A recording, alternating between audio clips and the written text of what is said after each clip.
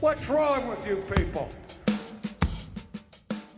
Welcome to Not Another Baptist Podcast. My name is Matt Hensley, the pastor of Plymouth Park Baptist Church in Irving, Texas, and I am joined by a shiny bald head that I love, Dr. Kyle Non-Alcoholic Bierman, the director of, I forgot again. Rural specialist. Rural specialist for the North American Mission Board. He's not director yet. They haven't given him the big bucks, but he did have a really nice name tag last week. Anyway, Kyle, it is good to see you. I'm back from a trip to Ozona, Texas. Kyle, you know where Ozona is. I do. Because you've been in that neck of the woods before. Yeah. I mean, relatively speaking, about 2 hours away. So yeah, I guess you would call it the neck of the woods This is up there. very... Michelle and I think when we had Noah, we did not have Haley yet.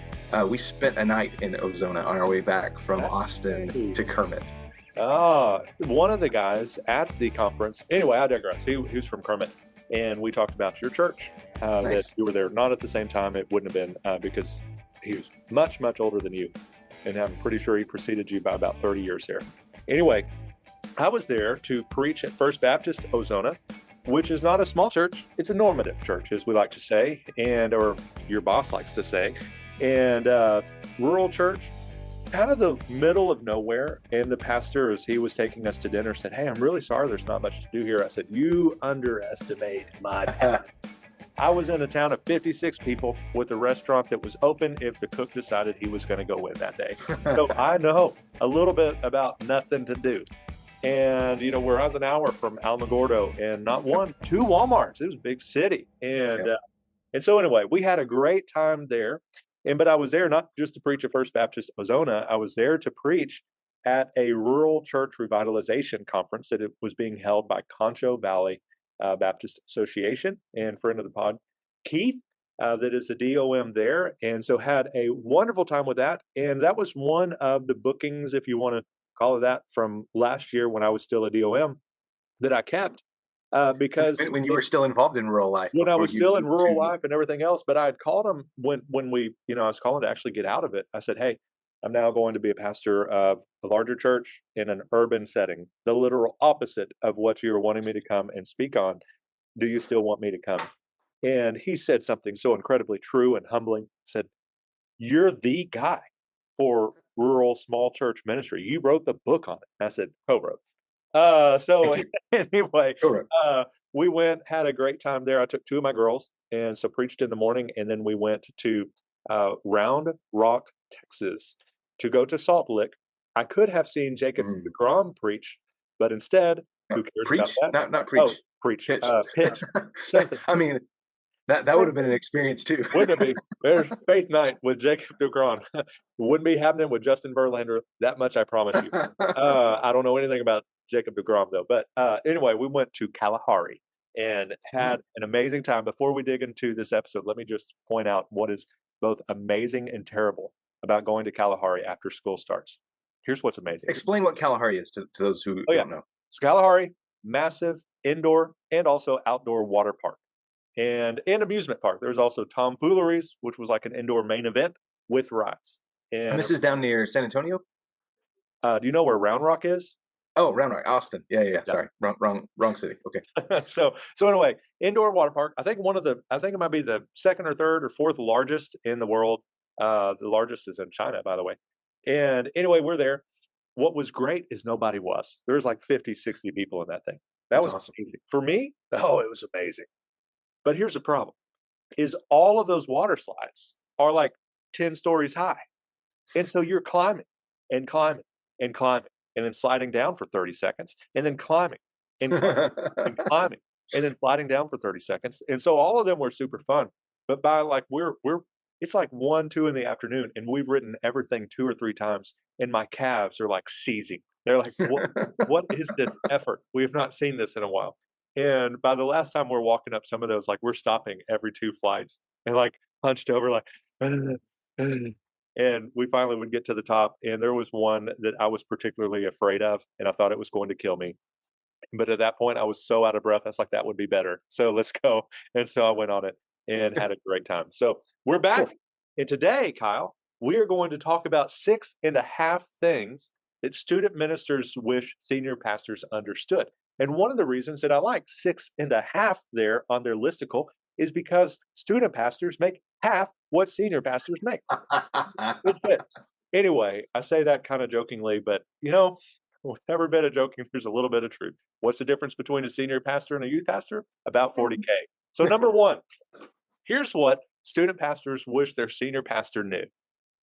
Teens today are challenging. Teens today are challenging. This is from Zach Warkin, who has written an article for Lifeway Research, and he points out that teens today are challenging. And so, Captain Obvious alert, anybody that has teens at home, every parent of a teenager right now is saying yes and amen. And so there's some things about teens that they just don't change. You were bad for your parents when you were a teen, and they were bad for their parents when they were a teen, but they at least got a belt. And today, teens are still challenging. And so why? But now we can track them with Live 360, which I'm so glad I have it for my kids. And I'm so glad my parents did not have it for me.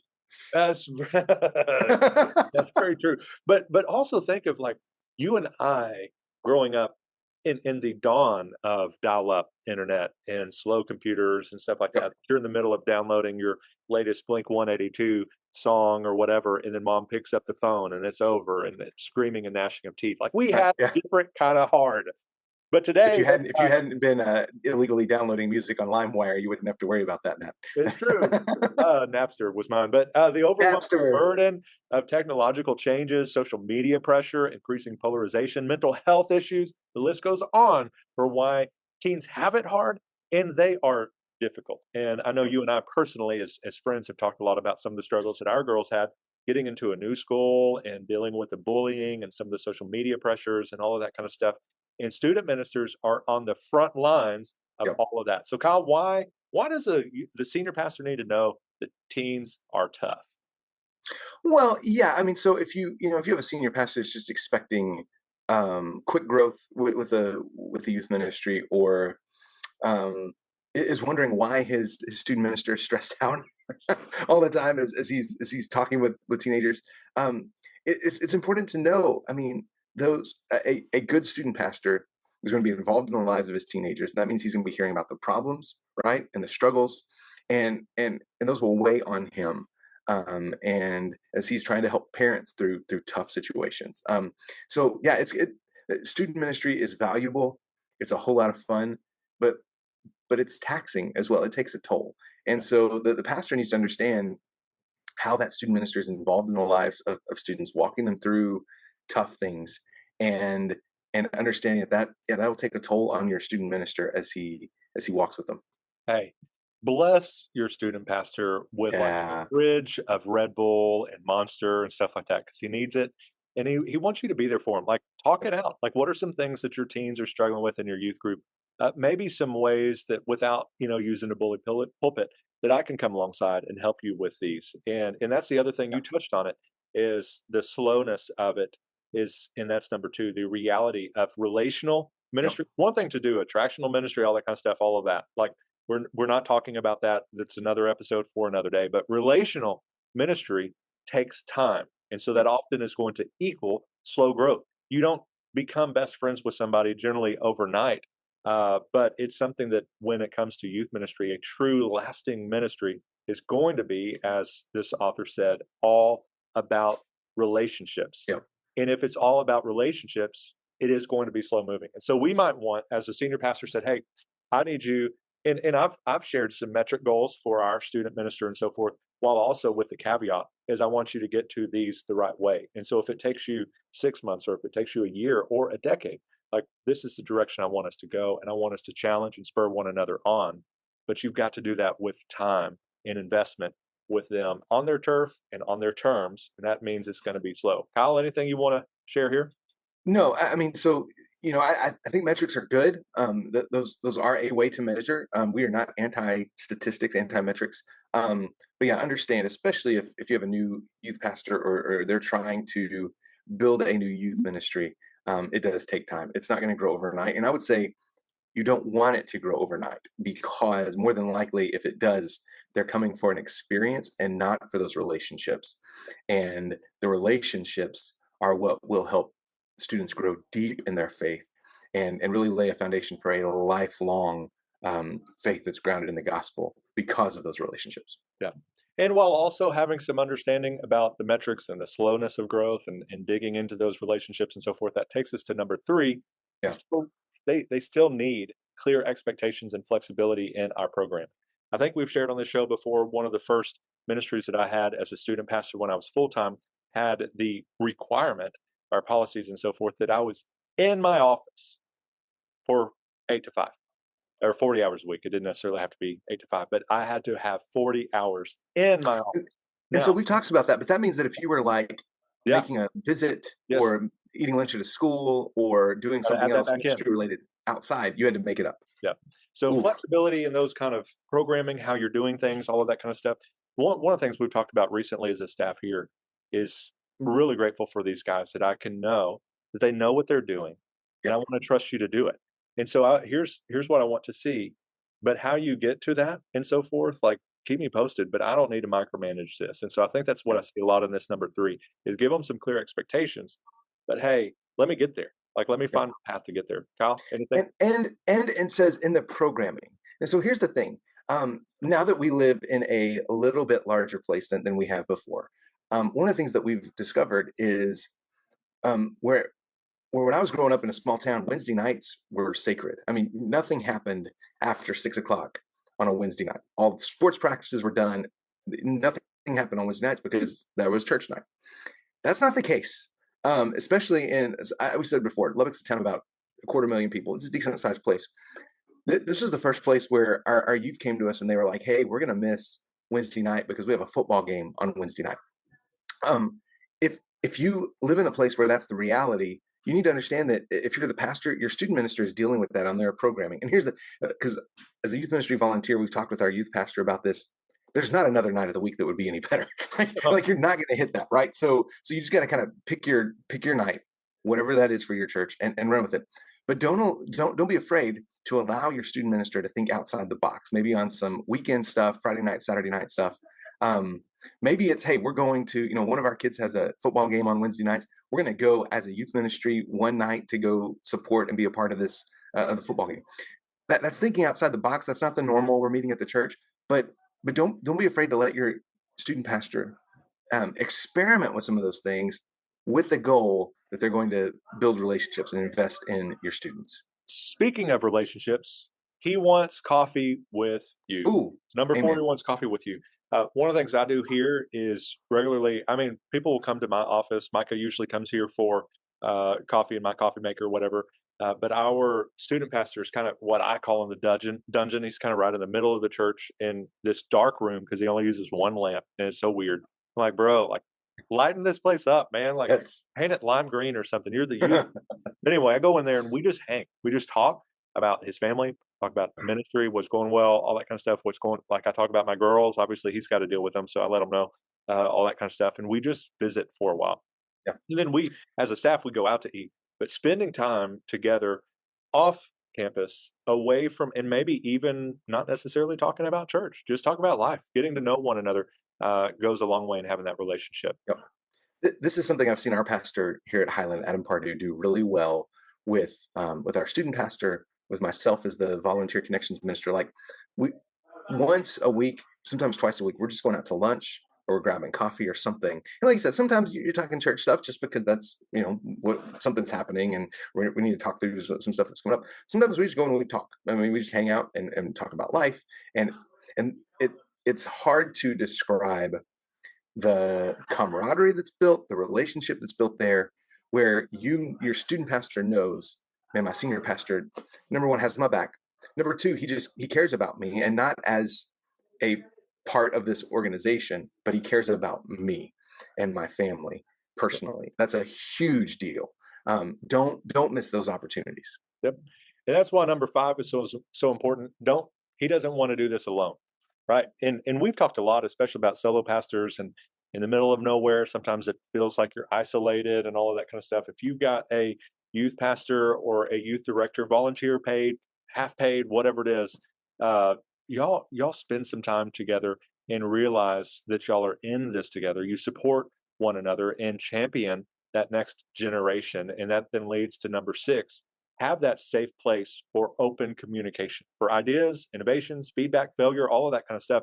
If you have a relationship that's not just I'm coming to you when you've done something wrong, or I'm coming to you because I need this from you, but you have a relationship where you deeply care about one another, you know each other's families, you know what's going on in your life, you're praying for one another, you're supporting one another, spending time with one another, and then having that open communication where then they will receive more of that failure and feedback, constructive criticism, and also you would hit much harder with some of the affirmation and encouragement that you, if they know that you truly care, not just, hey, Yep. just here's an attaboy and a $10 gift card to McDonald's. So Yes, I'll absolutely. give us some thoughts on Okay. number 6. Yeah. Good You thoughts. said number 6. Sorry. Yeah. Somebody's talking outside my door. You said number 6, right? Yep. We're on number 6. Yep. Okay.